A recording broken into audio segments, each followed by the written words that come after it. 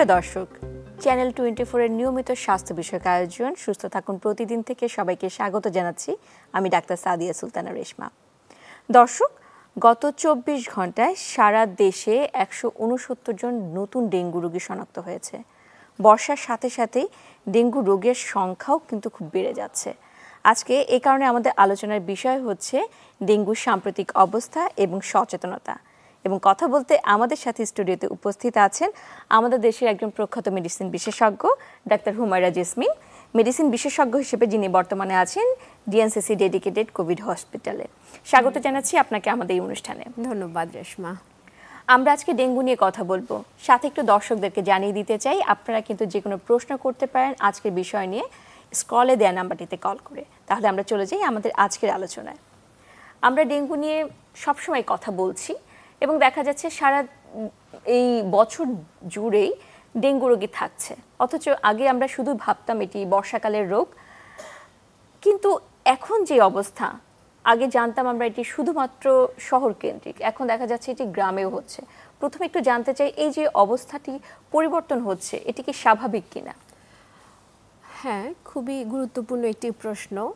আসলে বাংলাদেশে তো ডেঙ্গু মোটামুটি ডায়াগনোসিস হয়েছে 2000 সাল থেকে, যখন এটা ঢাকা ফিভার নামে পরিচিত ছিল। তারপরে মাঝে কিছুদিন পুরোপুরি হারিয়ে গিয়েছিল, আবার 10-এর পরে। এবং আমরা দেখেছি 2019-এ একটা খুবই র্যাপিড বুম। সেই সময় আমরা আতঙ্কিত হয়ে পড়ি এবং অনেক বেশি ডেঙ্গু পেশেন্ট দেখতে পাই। তারপরে 2023-এ হয় স্মরণকালের সবচেয়ে বেশি ডেঙ্গু আউটব্রেক। আসলে সত্যি কথা বলতে কি, ডেঙ্গু যেহেতু মশাবাহিত একটি রোগ এবং আমরা সবাই জানি যে একটি নির্দিষ্ট প্রজাতি এডিস মস্কিউটো, যেটা এডিস ইজিপ্টি এবং এডিস অ্যালবোপিক্টাস, এই ডেঙ্গু ভাইরাসটাকে ক্যারি করে। এই মশা যেখানে আছে, যতদিন বেঁচে আছে ডেঙ্গু ততদিন সেটা রয়েই যাবে। প্রথমত এডিস ইজিপ্টি শুধু শহর কেন্দ্রিক ছিল, ঢাকায় বেশি ছিল, এই জন্য আমরা ঢাকায় পেতাম। 2019-এর পরে এটা শহর থেকে সারা দেশে ছড়িয়ে যায়, রোগীগুলো ছড়িয়ে যায়। সেখানে যে ডেঙ্গু ইজিপ্টি মানে এডিস ইজিপ্টি মশাগুলো রয়ে গিয়েছিল আনইনফেক্টেড, সেই মশাগুলো ইনফেক্টেড হয় এবং তারা এই ডেঙ্গুটাকে তখন ধরে রাখে। এভাবে সারা দেশে ছড়িয়ে যায় এবং কিছু ডেঙ্গু সুপ্ত অবস্থায় রয়ে যায়, যেটা তার ফেভারেবল কন্ডিশন, হিউমিডিটি যখন অ্যাডিকুয়েট হয় তখন সে ফ্লেয়ার করে। সাধারণত 35 ডিগ্রি সেন্টিগ্রেডের উপরে গেলে ডেঙ্গু মস্কিউটোর যে লার্ভা বেঁচে থাকে না। আবার 25-এর নিচে, 20-এর নিচে যখন চলে যায় তখনও সে বেঁচে থাকে না। একটা হিউমিড কন্ডিশনে সে ফ্লেয়ার করে। এই জন্য মনসুন টাইমটায় ফ্রেশ ওয়াটার, টেম্পারেচার, হিউমিডিটি, ডেঙ্গুটাকে আমরা ফ্লেয়ার হতে দেখি। জলবায়ুর চেঞ্জের কারণেও সম্ভবত এখন সারা বছর জুড়েই আমরা কিছু না কিছু ডেঙ্গু রোগী দেখতে পাই। এই রোগটি তো বলা যায় যে ট্রপিক্যাল দেশগুলোতে, মানে এই আমাদের মতো যেই দেশগুলো রয়েছে সেই সব দেশে আছে। অন্যান্য দেশের ক্ষেত্রে যে চিত্রটি আমরা এই সময় পাচ্ছি, আমাদের দেশে কি একই রকম নাকি এখানে কোনো ভিন্নতা আছে? আসলে সব ট্রপিক্যাল কান্ট্রিতেই ডেঙ্গুর প্রাদুর্ভাব রয়েছে। যেমন আমরা যদি ফার ইস্টে চলে যাই, মালয়েশিয়া, ইন্দোনেশিয়া, সিঙ্গাপুর, এই জায়গাগুলিতেও ডেঙ্গু অনেকটাই রয়ে গেছে। বলা হয় একবার যে দেশে ডেঙ্গু ঢুকেছে সেখান থেকে আর যাবে না। ইন্ডিয়াতে আছে, শ্রীলঙ্কাতে আছে, আমাদের দেশেও আছে। সম্পূর্ণ ডিপেন্ড করে আমরা ডেঙ্গুকে কিভাবে ট্রিট করছি। মশাগুলোকে যদি আমরা ইরাডিকেট করতে পারি, মানুষ কতটা সচেতন, তার উপরে ডেঙ্গুর পরিস্থিতিটা অনেকটাই নিয়ন্ত্রণ করা সম্ভব হয়। সেই দেশের স্বাস্থ্য ব্যবস্থাতেও তার তখন প্রভাব পড়ে। আচ্ছা, আমাদের দেশে এতদিন ডেঙ্গু হয়তো ছিল, ডায়াগনোসিস খুব বেশি হতো না। এখন অনেক বেশি ডায়াগনোসিস হচ্ছে, মানুষ অনেক সচেতন, জ্বর হলেই তারা আসছে। এই জন্য আমরা সারা বছর জুড়েও হয়তো দেখতে পাচ্ছি। সেটি হয়তো সত্য। আমরা এবছর যে ডেঙ্গু রোগী পাচ্ছি দেখা যাচ্ছে তা জানুয়ারি থেকেই হচ্ছে এবং ইদানিং খুব বেশি, বিশেষ করে বরিশাল বিভাগে আমরা রোগী পাচ্ছি অত্যাধিক রকম বেশি, যেটি বলা যায় সারা দেশে যত রোগী আছে তার অর্ধেকই ওখানে। তো আগে তো সবসময় ঢাকা কেন্দ্রিক বা ঢাকা বিভাগ কেন্দ্রিক ছিল, এখন হঠাৎ করে চিত্রটি পরিবর্তনের পিছনে কি কোনো কারণ রয়েছে? খুব অফিসিয়াল কোনো কারণ এখনো পাবলিশড না, তবে আমি কিছুদিন আগেই যেটা জেনেছি সেটা হচ্ছে পানির সাথে সম্পর্কিত। এই ধরনের একটা রিসার্চ পেপার দেখলাম, লবণাক্ততা বেড়ে গেলে ডেঙ্গু বা মশা মরে যায়, লবণাক্ততা কম থাকলে মশার ব্রিডিংটা বেড়ে যায়। আচ্ছা, আমাদের দক্ষিণাঞ্চল যেটা মূলত লবণাক্ত এরিয়া, সেখানে কিন্তু তাহলে ডেঙ্গুর প্রাদুর্ভাব হওয়ার কথা না, কম থাকার কথা, তাহলে কেন বেড়ে যাচ্ছে? জাস্ট কদিন আগে আমি এটা পড়লাম, বরগুনা, আপনারা সবাই জানেন বরগুনাতে এখন অনেক বেশি পেশেন্ট এবং এটা এখন একটা focused zone for dengue outbreak. এরকম একটা লেখা এসেছে যে সেখানে সারা বছর পানি ধরে রাখা হয়, জি, যে পানিটা মিঠা পানি, সারা বছর হাউসহোল্ড ওয়ার্কের জন্য, খাওয়ার জন্য বা অন্যান্য কাজের জন্য এই পানিটাকে রিজার্ভ করা হয়, গ্রামাঞ্চলে বেশি, শহরেও। তো এই পানি যে জলাধারে রাখা হয়, যে পাত্রে রাখা হয়, সম্ভবত সেগুলি ওয়েল প্রটেক্টেড নয় এবং তারা পরীক্ষা করে দেখেছেন তার মধ্যে ব্রুট ইন্ডেক্স বলা হয়, যে মশার লার্ভা কি পরিমাণ, সেই পরিমাণটা বেশি পাওয়া গেছে। আচ্ছা, এটা একটা কারণ হতে পারে যে ওখানে হয়তো এডিস মসকিউটোটা বেশি ব্রিডিং হচ্ছে, যেটা ডেঙ্গি আউটব্রেকের পেছনে একটা কারণ। জি, এই যে মশাটির মাধ্যমে রোগটি ছড়াচ্ছে, আমরা তো জানি এর সাথে আরও কিছু রোগ আছে যেগুলো এই মশার মাধ্যমেই ছড়ায় এবং এদের উপসর্গগুলো অনেকটা কাছাকাছি। সেই ব্যাপারে একটু জানতে চাই যে ডেঙ্গুর সাথে আর কি কি রোগের সম্পর্ক আছে। এটা আসলে আমরা এবার খুবই ফেস করছি, বিং ক্লিনিশিয়ান, মেডিসিন কনসালটেন্ট, কারণ প্রচুর জ্বরের রোগী আসছেন এখন। এই এডিস ইজিপ্টি, এই মস্কিউটো যখন ডেঙ্গু ক্যারি করছে, পেশেন্ট ডেঙ্গু আক্রান্ত হচ্ছে, কিন্তু যখন এটা চিকুনগুনিয়া ভাইরাসটাকে ক্যারি করছে তখন চিকুনগুনিয়া আক্রান্ত হচ্ছে। এবং কি বলবো, সব জ্বরের রোগীর উপসর্গ কাছাকাছি, জ্বর নিয়ে আসছে, ব্যথা নিয়ে আসছে। তো আমরা এবছরে জ্বর পাচ্ছি, জ্বর দেখে আমরা চিন্তা করছি মেবি এটা ডেঙ্গি, কিন্তু পরবর্তীতে যখনই দেখছি অনেক বেশি ব্যথা, পার্টিকুলারলি তার ছোট ছোট জয়েন্টে বা লিম্বে, হাত পা পায়ে বেশি ব্যথা, তখন আমাদের মধ্যে একটু ফ্লেয়ার করছে, আমাদের মধ্যে আমরা আবার চিন্তা করছি এটা কি চিকুনগুনিয়া কিনা। এবং কিছু কিছু কেস আমরা পজিটিভও পাচ্ছি, ফলে এখন একটা মিক্সড কেস পুল তৈরি হয়েছে, কিছু ডেঙ্গি, কিছু চিকুনগুনিয়া, এবং রিসেন্টলি আবার কিছু করোনা পেশেন্টও আসছে যারা এই ধরনের সিমটম নিয়ে আসছে।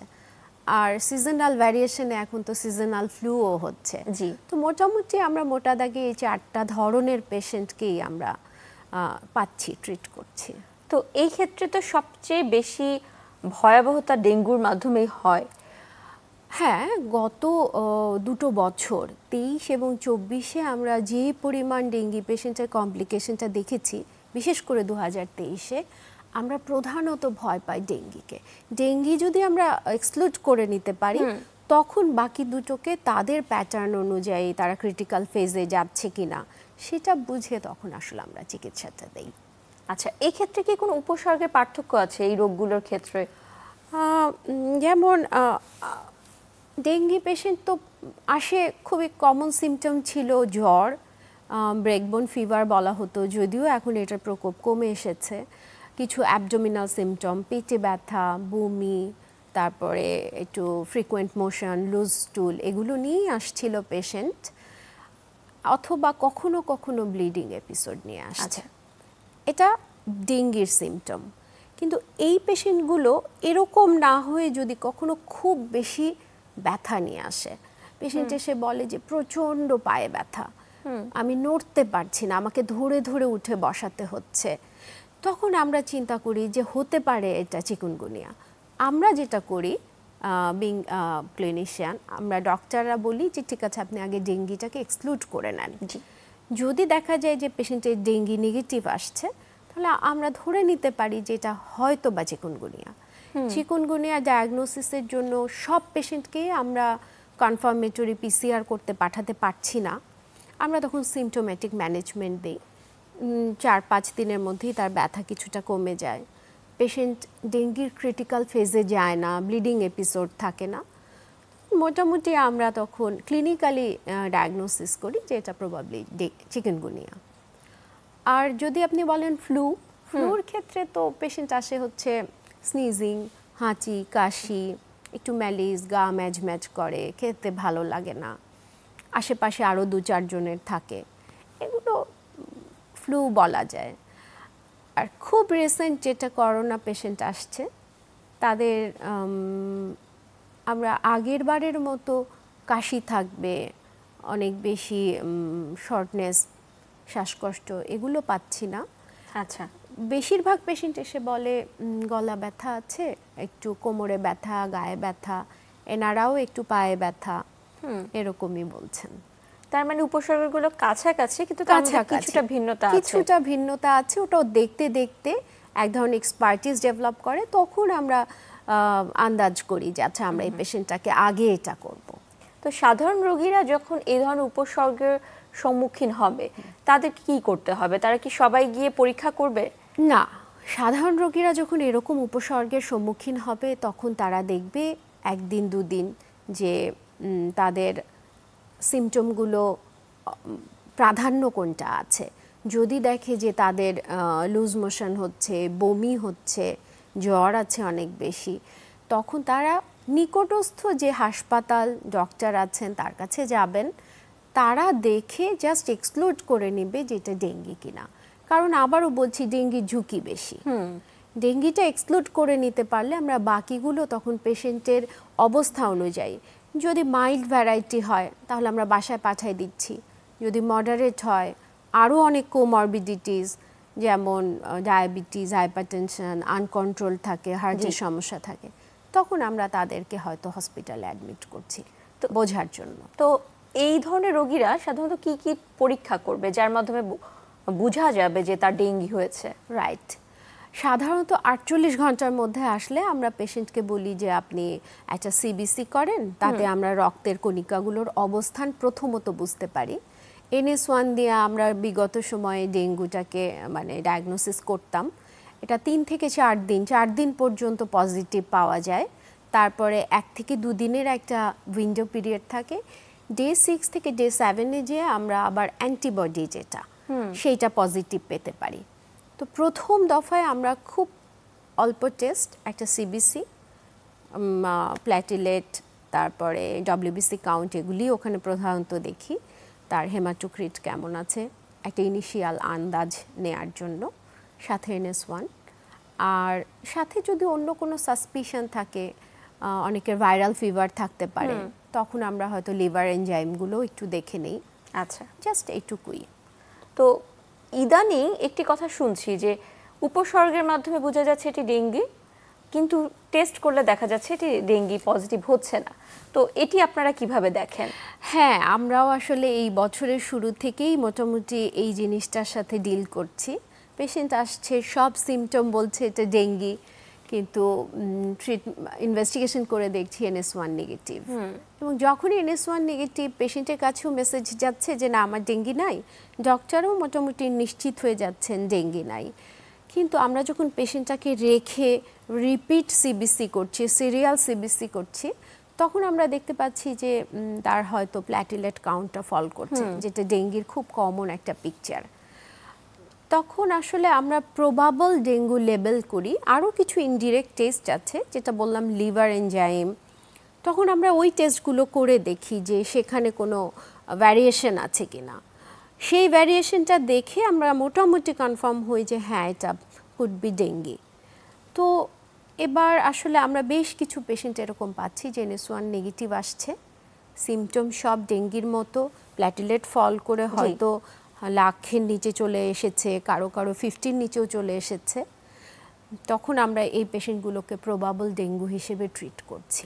আপনি যে কথাটি বলছেন যে রোগী যখন দেখে যে টেস্টই নেগেটিভ, তাহলে তো তারা একটু দেখা যায় সচেতন হওয়ার যেখানে কথা সেখান থেকে একটু সরে আসে, তো তাদের ক্ষেত্রে কি করণীয়, তাদের কি করতে হবে? তাদের ক্ষেত্রে আমরা অ্যাডভাইস করি যে আপনি আপনার অবস্থাটা বোঝার চেষ্টা করেন। আপনার যদি সিমটম যেমন বারবার বমি হতে থাকে, লুজ মোশন থাকতে থাকে, পেটে ব্যথা থাকে অনেক, অথবা কোথাও কোনো ব্লিডিং, গাম ব্লিডিং হতে পারে, প্রস্রাব বা পায়খানায় কোনো রক্তের ছোঁয়া আছে, তাহলে আপনি অবশ্যই হাসপাতালে ভর্তি হবেন। আর যদি সম্ভব হয় বাসায় ব্লাড প্রেশারটা চেক করবেন। আচ্ছা, 1 থেকে 2 দিন পরে আবার একটা সিবিসি টেস্ট করবেন। প্ল্যাটিলেট কাউন্ট পেশেন্টরা এখন সবাই বোঝে, যদি দেখে এটা ফল করছে পেশেন্ট নিজেই তখন কনশাস হয় আবার এবং তারা চলে আসে। জি, ধন্যবাদ। আমরা তো ডেঙ্গু নিয়ে কথা বলছি, ডেঙ্গুর ক্ষেত্রে উপসর্গ যেমন একটু ভিন্নতা হয়েছে, জানতে চাই যে তার সাথে বয়সের কি কোনো ভিন্নতা আছে কিনা, বয়স ভিত্তিক কোনো পার্থক্য আছে কিনা, যে এই বয়সীদের ক্ষেত্রে একটু বেশি সচেতন হতে হবে, এই বয়সীর ক্ষেত্রে অতটা দরকার নেই, এরকম কি কোনো ব্যাপার আছে? হ্যাঁ, আমরা ডেঙ্গির যে সিভিয়ারিটির পার্থক্য করি বা অ্যালার্ম সাইনগুলো রাখি, সেখানে আমরা আসলে কোমরবিডিটিস যেটা বললাম যে এই রোগগুলো থাকলে আমরা অ্যালার্ট হব, সেরকম এক্সট্রিম অফ ডিজিজ অর্থাৎ বাচ্চাদের ক্ষেত্রে এবং এল্ডারলি পেশেন্টদের ক্ষেত্রে যারা বয়স্ক 65, 60+, তাদের ক্ষেত্রে একটু কশাস হতে বলি আমরা। সাথে আরও 2টো ক্যাটেগরি আছে, যারা প্রেগনেন্ট এবং একটু যারা ওবেজ, ওজন বেশি, কারণ এদের ক্ষেত্রে আমরা বিগত সময়ে দেখেছি ট্রিটমেন্টটা একটু আনসার্টেইন হয়ে যায়, তাদের ক্ষেত্রে ঝুঁকিও বেড়ে যেতে পারে এবং অনেক বেশি ইন্ডিভিজুয়ালাইজড অ্যাপ্রোচে যেতে হয়, থেকে বুঝে প্রত্যেকের জন্য চিন্তা করে চিকিৎসা দিতে হয়। গড়পড়তা গাইডলাইন অনুযায়ী শুধু দিলেই হয় না, এক একটা পেশেন্ট এক এক রকমভাবে তখন ট্রিটমেন্ট এবং ডিজিজটাকে রিসিভ করে। আচ্ছা, আমরা যেমন ডেঙ্গুর ক্ষেত্রে দেখেছি যে এরকম পার্থক্য আসছে ইদানিং, যেমন আপনি বলেছেন যে করোনা হচ্ছে, করোনা এবং ডেঙ্গু এই ধরনের রোগী কি হয় একই সাথে দুটি রোগ? দেখেন, দুটোর ক্যারিয়ার কিন্তু আলাদা, দুটো ভাইরাস আলাদা। যেমন ধরেন আপনি বলতে পারেন যে চিকুনগুনিয়া আর ডেঙ্গু একসাথে হয় কিনা, এটা একটা ন্যাচারাল প্রোটেকশন বলতে পারেন, যে এডিস চিকুনগুনিয়া ভাইরাসটাকে ক্যারি করে সে একই সাথে ডেঙ্গি ক্যারি করে না। সাধারণত যদি চিকুনগুনিয়া ফ্লায়ার করে, ডেঙ্গু সে বছর বসে থাকে, জি এরকমই হয়। কিন্তু করোনা তো অন্যভাবে স্প্রেড করে, ড্রপলেটের মাধ্যমে, সম্পূর্ণ আলাদা একটি ভাইরাস। আমি এখনো আমার হাসপাতালে ইনফেকশনটা দেখিনি, কিন্তু হতে তো পারে, কারণ যেহেতু দুটো আলাদা ভাইরাস, রিমোট পসিবিলিটি থাকতে পারে। আমরা যেমন অতীতে দেখেছি যে একই সাথে দুটি রোগ হচ্ছে, হ্যাঁ, যেমন টাইফয়েড যেটা সালমোনেলা এবং ডেঙ্গি কমন, কারণ দুটো টাইপ আলাদা, একটা ভাইরাস একটা ব্যাকটেরিয়া, রুট অফ এন্ট্রি আলাদা, এবং একই জায়গায় থাকতে থাকতে অন্য পেশেন্ট থেকেও সংক্রমিত হওয়ার সুযোগ থাকে। করোনাটা এখনও আমরা বলতে পারছি না, কারণ কারেন্টলি কনফার্মড কেস নাই, আমার হাসপাতালেও নেই, ফলে মেবি সামনের সময়টাতে আমরা হয়তো এ ব্যাপারটা বুঝতে পারবো। জি, ডেঙ্গুর ক্ষেত্রে সবচেয়ে বেশি ভয় পাওয়া যায় যে ডেঙ্গুর সাথে রক্তক্ষরণ যদি হয়, তো ডেঙ্গুতে বিভিন্ন ধরন আছে, সেই ধরনগুলো সম্পর্কে একটু জানতে চাই। ডেঙ্গুর ক্ষেত্রে আমরা মাইল্ড, মডারেট, সিভিয়ার এরকম বলি, এটা একটা ধরন। আরেকটা ধরন হচ্ছে classical dengue, dengue haemorrhagic fever এবং ডেঙ্গু শক সিনড্রোম, যেটা এটা আসলে ক্লিনিক্যালি পেশেন্টকে বোঝার জন্য ভাগ করা হয়। Classical dengue almost like flu, আপনি অনেক সময় হয়তো আক্রান্ত হবেন, আপনি বুঝবেনই না যে আপনার ডেঙ্গি হয়েছে, শুধু আমরা টেস্ট করলে বুঝতে পারি। জ্বর, গায়ে ব্যথা, কিছু অ্যালার্ম সিমটমের সামান্য কিছু হয়তো নিয়ে আসে পেশেন্ট, প্ল্যাটিলেট ফল করে 1 লাখের নিচে আসে না জি সাধারণত। এখন যদি আমি বলি ডেঙ্গু যেটা haemorrhagic fever, dengue haemorrhagic fever কিন্তু প্রথম দিন থেকেই ডেঙ্গু হেমোরেজিক ফিভার, তার জ্বর যখনই আসছে তখনই পেশেন্টের সিমটমগুলো প্রথম 1 দিন 2 দিনে হয়তো ফ্লেয়ার করে না, যতদিন ফেব্রাইল থাকে, জ্বর থাকে, অত খারাপ থাকে না। কিন্তু উইথ টাইম আমরা ছোট ছোট 2-1টা টেস্ট করলে, ক্লিনিক্যাল টেস্ট করলে বুঝি রক্তের ছোপ ছোপ দাগ দেখা যেতে পারে, মাইল্ড ব্লিডিং হতে পারে, এবং পরবর্তীতে যখন পেশেন্টের জ্বরটা কমে যায়, আমরা বলি অ্যাফিব্রাইল পিরিয়ড, সেই সময়টাতে তার প্ল্যাটিলেটটা ফল করতে থাকে। আচ্ছা। এবং এই ফলটা 1 লাখের নিচে, কখনো কখনো 50,000-এর নিচে এবং আরও নিচে। এই পেশেন্টগুলো যদি ব্লিডিং শুরু হয় তাহলে বুঝতে হবে সে আসলে ডেঙ্গু হেমোরেজিক ফিভারে আক্রান্ত। ক্লাসিক্যাল ডেঙ্গুও কিন্তু অনেক সময়ই প্ল্যাটিলেট ফল করতে পারে, এমনকি 5,000-এও নেমে যেতে পারে কোনো ধরনের ব্লিডিং ছাড়া। তার অর্থ পেশেন্টটা ক্লাসিক্যাল ডেঙ্গুতে আক্রান্ত, প্ল্যাটিলেট ফল করছে কিন্তু তার ব্লিডিং ঝুঁকি কম। কিন্তু কোনো পেশেন্ট যারা ডেঙ্গু হেমোরেজিক ফিভারের ধরনে আক্রান্ত, তার প্ল্যাটিলেট 1 লাখেরও বেশি থাকতে পারে কিন্তু ব্লিডিং হতে পারে। জি। এটা অল অ্যাবাউট দ্য প্যাটার্ন। এটা প্ল্যাটিলেটের কাউন্টের উপর ডিপেন্ড করে না, এটা ধরনের উপর ডিপেন্ড করে। এই জন্য আমার মেসেজ হচ্ছে পেশেন্টের জন্য আপনি প্ল্যাটিলেটের কম বেশি দেখে ভীত হবেন না, ডাক্তারের পরামর্শ নেন। আর যে ডক্টর তাকে ট্রিট করছেন তার জন্য আমার মেসেজ হচ্ছে ছোট্ট একটা টেস্ট করেন, সেটা হচ্ছে টর্নিকেট টেস্ট বলি আমরা। বিপি কাফটা বাঁধেন, 5 মিনিট ওয়েট করেন, কাউন্ট করে দেখেন কতগুলো স্পট আসছে। ঝুঁকির মধ্যে যদি থাকে পেশেন্টকে লেবেল করেন, কনশাস থাকেন। জি, আমরা ডেঙ্গু নিয়ে আরো কথা বলবো, এখন একটি বিরতির সময় হয়েছে। জি। প্রিয় দর্শক, সুস্থ থাকুন প্রতিদিন থেকে যাচ্ছে একটা ছোট্ট বিরতিতে, ফিরবো একটু পরেই, সাথেই থাকুন।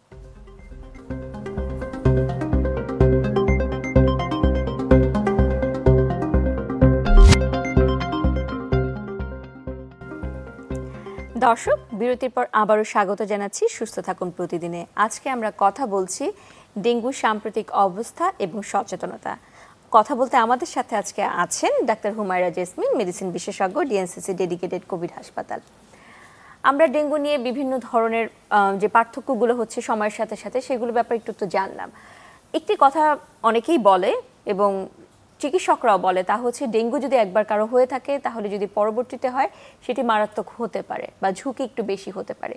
কথাটা কতটুকু সত্য? হ্যাঁ, আপনি খুবই গুরুত্বপূর্ণ একটি প্রশ্ন করেছেন। আসলে ডেঙ্গুর 4টা সেরোটাইপ আছে, 4 ধরনের ভাইরাস দিয়ে ডেঙ্গু হতে পারে। ডেন 1, 2, 3 এবং 4। যদি একজন মানুষের একবার ডেন 1 দিয়ে হয়, তার পরবর্তীতে ডেন 1 দিয়ে আর হবে না, কারণ সেটার এগেনস্টে তার কিছু ইমিউনিটি গ্রো করে যায়। কিন্তু এই রোগীর যদি ডেন 4 দিয়ে হয়, তখন যেই ইমিউনিটিটা গ্রো করেছে সে এটার এগেনস্টে অনেক বেশি তীব্রভাবে আক্রমণ করে। সোজাভাবে যদি আমি বুঝিয়ে বলি, তখন তার এই সিকোয়েন্সিয়াল ডেঙ্গুতে শরীরের বহিঃপ্রকাশটা অনেক বেশি হয়, তীব্র হয়। আচ্ছা, আমরা তখন এই রোগীগুলোর ক্ষেত্রে যেটা কনভেনশনাল, যে এতদিন পরে জ্বর আসবে, এতদিন পরে সেই রোগীর জ্বর কমে যাবে বা খারাপ হবে, এগুলো তখন একটু এলোমেলো হয়ে যায়।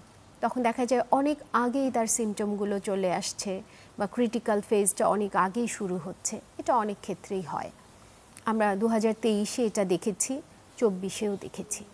তো তাদের ক্ষেত্রে বা সাধারণত যদি ডেঙ্গু রোগী আসে হাসপাতালে, যদি ভর্তি হতে হয়, তাহলে চিকিৎসা কিভাবে করতে হবে? কারণ ডেঙ্গুর কি আমরা এখন পর্যন্ত জানি না যে কোনো স্পেসিফিক ঔষধ আছে।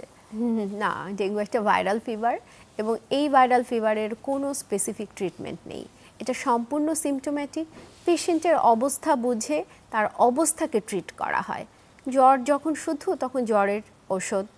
যদি তার বমি পাতলা পায়খানা থাকে সেটার জন্য ওষুধ। আর সবচেয়ে ক্রিটিক্যাল জিনিস যেটা আমরা 23-এ পেয়েছি, 24-এও কিছুটা পেয়েছি, সেটা হচ্ছে ফ্লুইড শিফট, অর্থাৎ সাডেনলি প্রেশার ফল করে যায়। আচ্ছা, এই প্রেশারটা কেন ফল করে?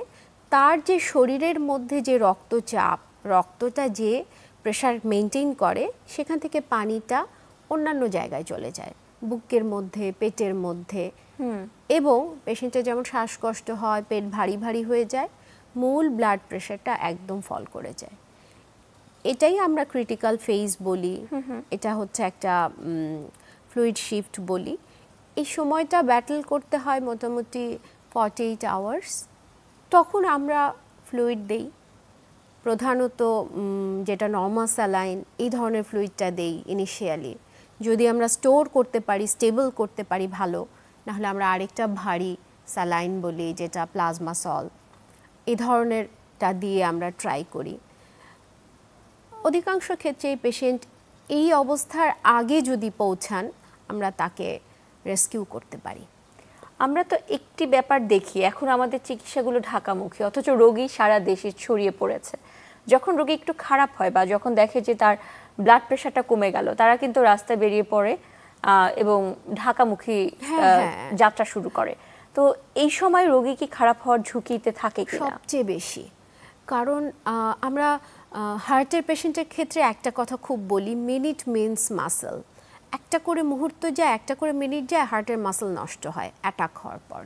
ঠিক ডেঙ্গির ক্ষেত্রেও এই সময়টা দেখা যাবে 2-3 ঘন্টার সময়ের মধ্যে, যখন পেশেন্টটা ক্রিটিক্যাল ফেজে কেবল যাচ্ছে, রিভার্সিবল কন্ডিশনে থাকে, আমি যদি ওই সময় পেশেন্টটাকে একটু ফ্লুইড দিয়ে একটু রিস্টোর করতে পারি, একটা সাস্টেইন সময়, পেশেন্ট যদি অ্যালার্ট থাকে, উনি যদি প্রচুর পরিমাণে মুখে ফ্লুইড খেতে পারেন, তাহলে পেশেন্টটাকে রেস্কিউ করা খুবই ইজি সম্ভব।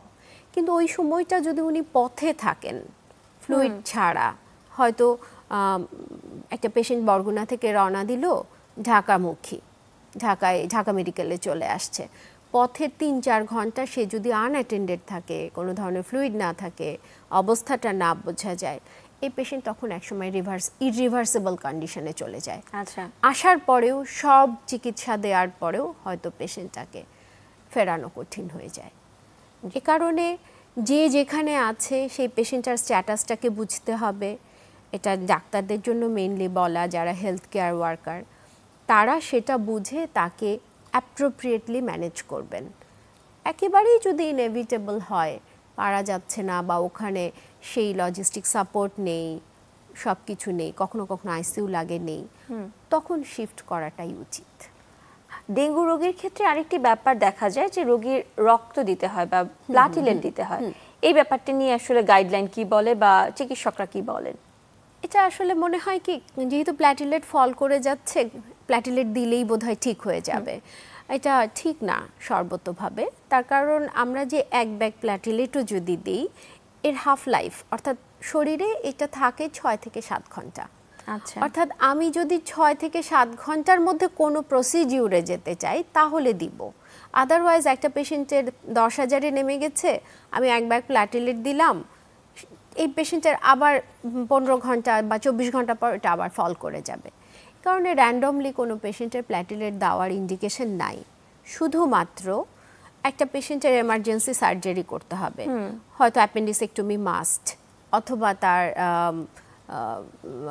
সিজারিয়ান সেকশনে যেতে হবে, এরকম কোনো এমার্জেন্সি পারপাস, বা তার হাত পা ভেঙে গেছে কিছু একটা, এই কন্ডিশনগুলোতে আমরা প্ল্যাটিলেটটা দিয়ে পেশেন্টকে একটা নিরাপদ লেভেলে নিয়ে এসে সেই কাজটা করব।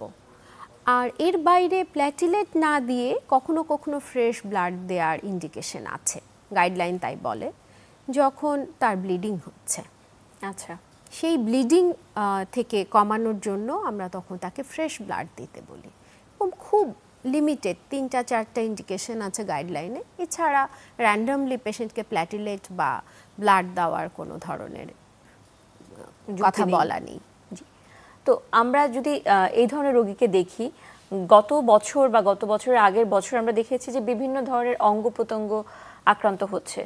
অনেকের পেটে পানি চলে এসেছে বা ফুসফুসের পর্দায় পানি চলে এসেছে। এই বছর কি এরকম চিত্র দেখা যাচ্ছে, বা এরকম চিত্র যদি দেখাই যায় তাহলে কি করতে হবে? আসলে এই ফ্লুইড শিফটেই পানিটা আসে, এটা খুব বেশি সময় থাকে না, এটা সাধারণত 48 ঘন্টা পর্যন্তই এই ঝুঁকিটা থাকে। এই সময়টুকু যদি আমরা পেশেন্টকে সাপোর্ট দিতে পারি, তারপর অটোমেটিক শরীরের মেকানিজমেই সেই পানিটা আবার ফেরত আসতে শুরু করে তার নিজস্ব সার্কুলেটরি সিস্টেমে। ফলে এটা নিয়ে খুব ভয় পাওয়ার কিছু নাই।